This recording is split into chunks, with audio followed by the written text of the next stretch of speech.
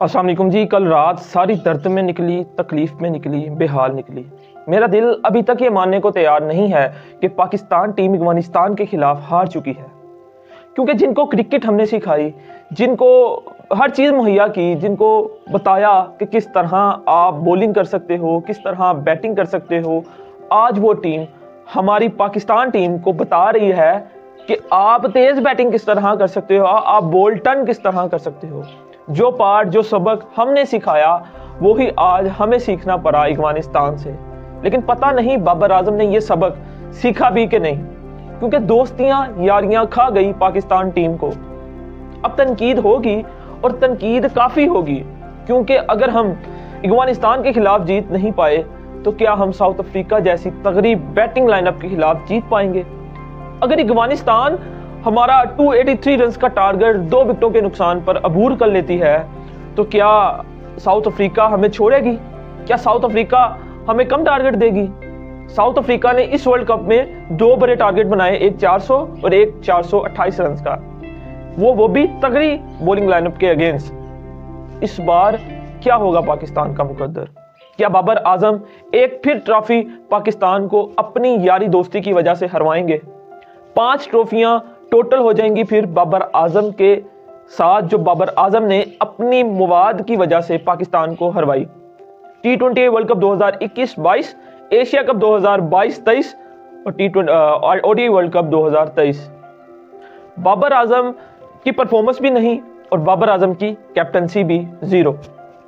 अब मैं आपको बताता हूं कि बाबर आजम की कैप्टनसी किस तरह की है और कैसे जीरो हो गई। क्योंकि बाबर आजम शुरुआत में जब बाबर आजम की कैप्टनसी थी वो बड़ी बेहतरीन थी, तो अब क्या हो गया? बाबर आजम को किस तरह की कैप्टनसी करते हैं? बाबर आजम को ये नहीं पता चल रहा कि फील्डर कहाँ खिलवाना है, फील्डर कौन सा फील्डर बेहतर है, सर्कल के अंदर रखना चाहिए, कौन सा फील्डर बाउंड्री लाइन पर रखना चाहिए। बाबर आजम को कुछ समझ नहीं है।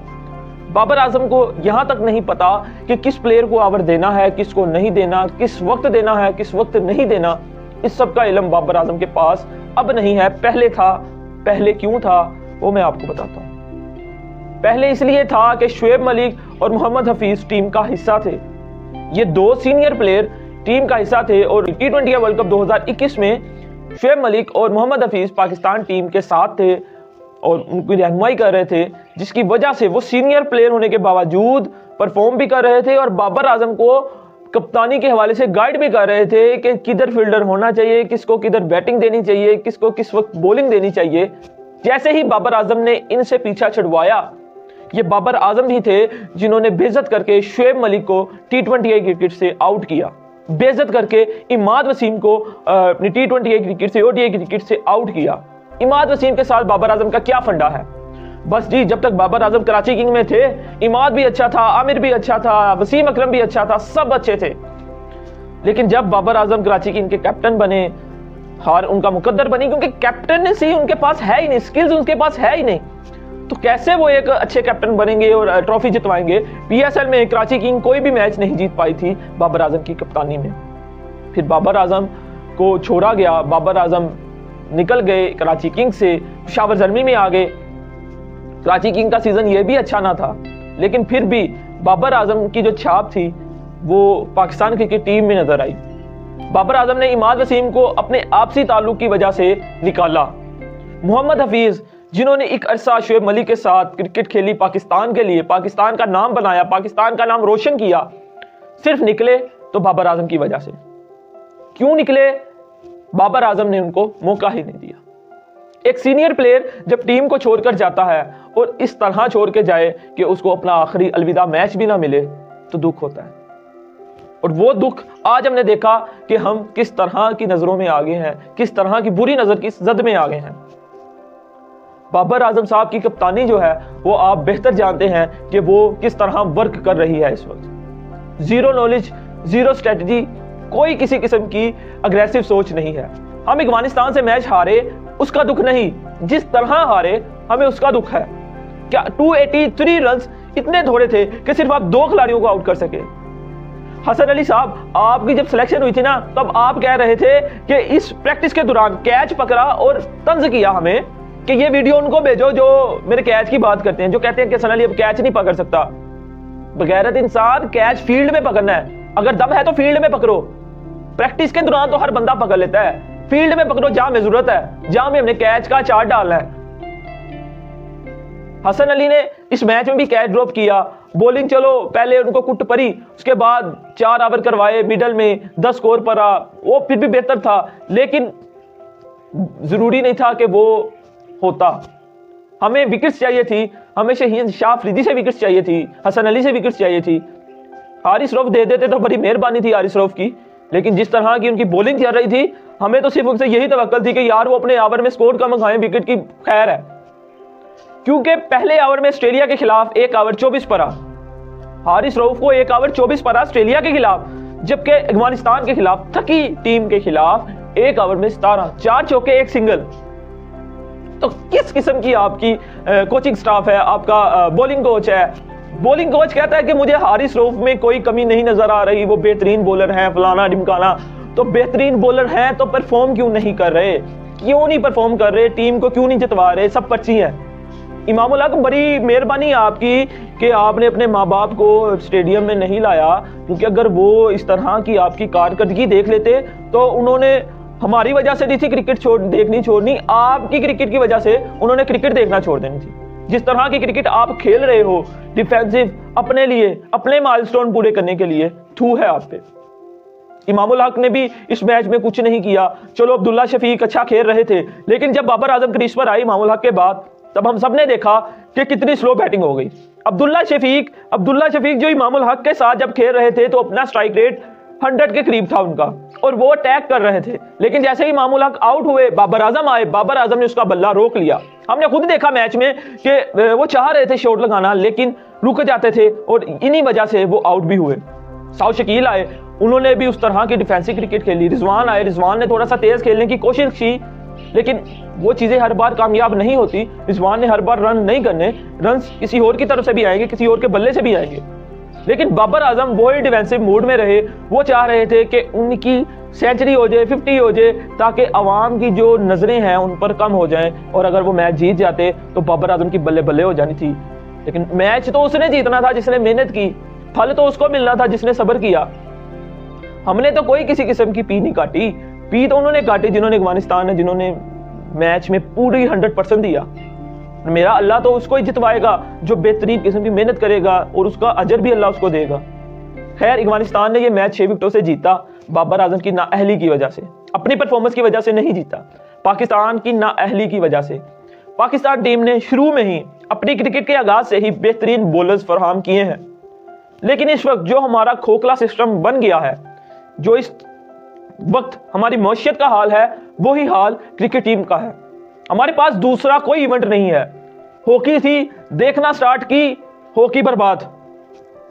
क्रिकेट देखना स्टार्ट की, बाबर आजम ने क्रिकेट बर्बाद कर दी।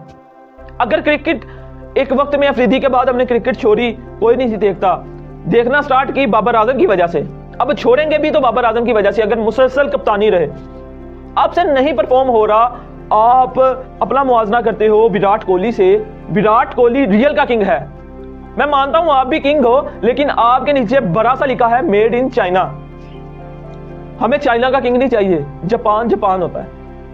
बाबर आजम कभी भी कंपैरिजन नहीं कर सकते विराट कोहली से, क्योंकि विराट कोहली की क्लास ये है और बाबर आजम की क्लास इस वक्त ये है। हम खुद ही उनको किंग बना रहे हैं, हम खुद ही उनका कंपैरिजन कर रहे हैं। अभी स्टैट तो देखो, विराट कोहली का डाउनफॉल आया, विराट कोहली ने कैप्टनसी छोड़ दी, विराट कोहली ने कैप्टनसी छोड़ी, दोबारा अपनी क्रिकेट पे फोकस किया। आज आप जानते हैं विराट कोहली दोबारा टॉप 10 में आ गए, और जिस तरह कंसिस्टेंसी के साथ परफॉर्म कर रहे हैं, वो बाबर आजम से नंबर 1 पोजीशन भी छीन लेंगे।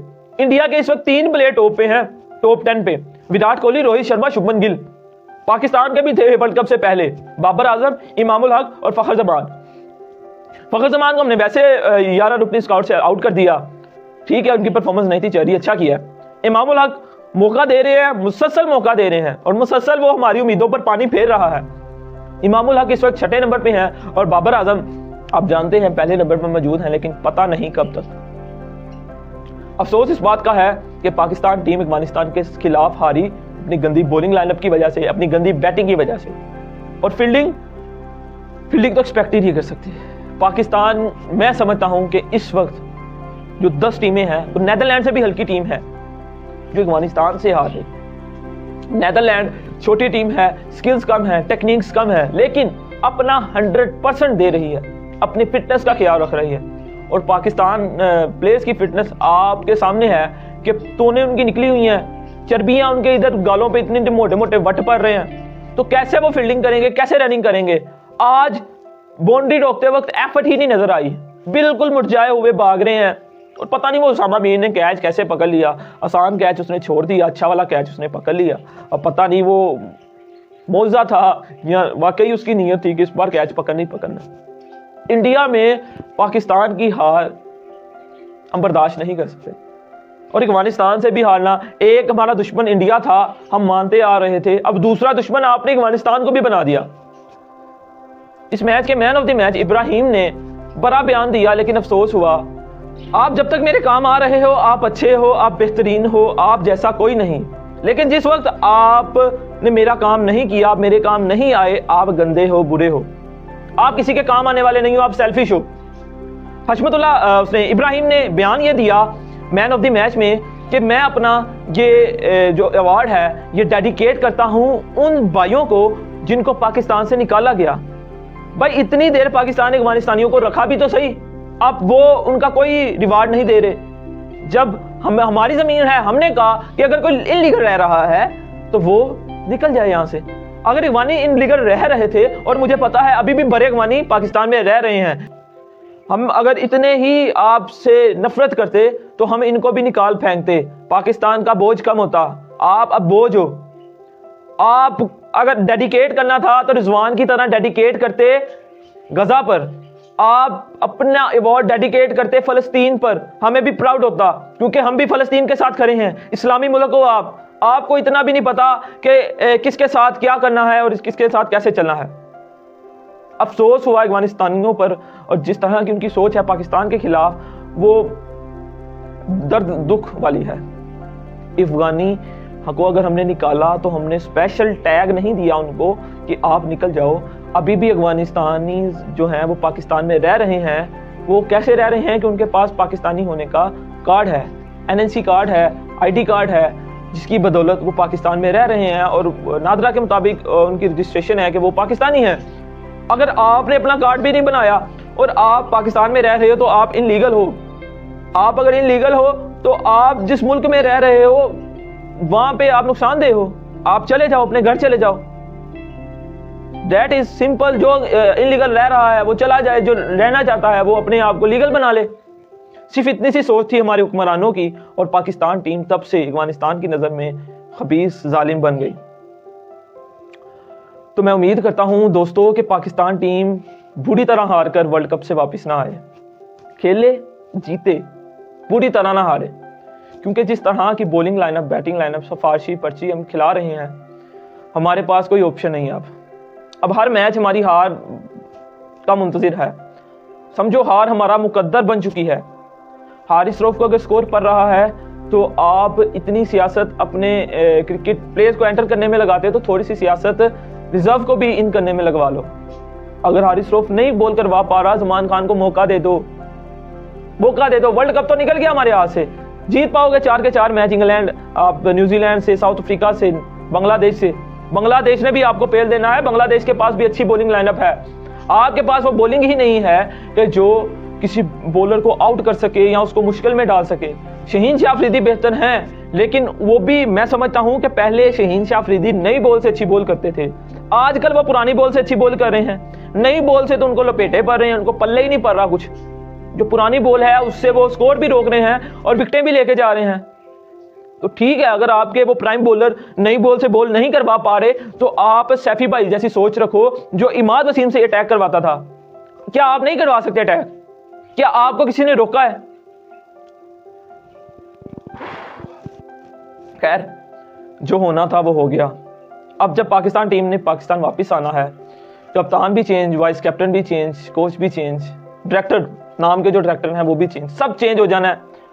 और कुछ प्लेयर ऐसे होने हैं कि जिनका नाम भी आपको सुनने को नहीं मिलना। उसके बाद उनका समझ लो कि ये वर्ल्ड कप उनका आखिरी है, उनके बाद उनका कैरियर खत्म, फुल स्टॉप। और बड़ों ने तो रिटायरमेंट का भी ऐलान कर देना है इस किस्म की घटिया परफॉर्मेंस के बाद। आपने अपनी मर्जी का स्काउट खिलाया, अब हमें क्यों जलील कर रहे हो? अगर खिलाया तो परफॉर्म करो। हम क्रिकेट देखते हैं खुशी के लिए, इंटरटेनमेंट के लिए, लेकिन आपकी जिस तरह की परफॉर्मेंस होती है, आजकल हर बंदे का ब्लड प्रेशर हाई है। एहतियात करो, बेहतर करो, बेहतरीन करो। पाकिस्तान के लिए दुआ करते हैं कि अपना आने वाला मैच जीते और कुछ लगे, इनमें इंटेंट नजर आए कि ये घर से खेलने आए हैं और खेलना चाह रहे हैं। अब तक के लिए सिर्फ इतना ही। दुआ में याद रखिएगा, चैनल को सब्सक्राइब कर दीजिएगा। अल्लाह हाफिज़।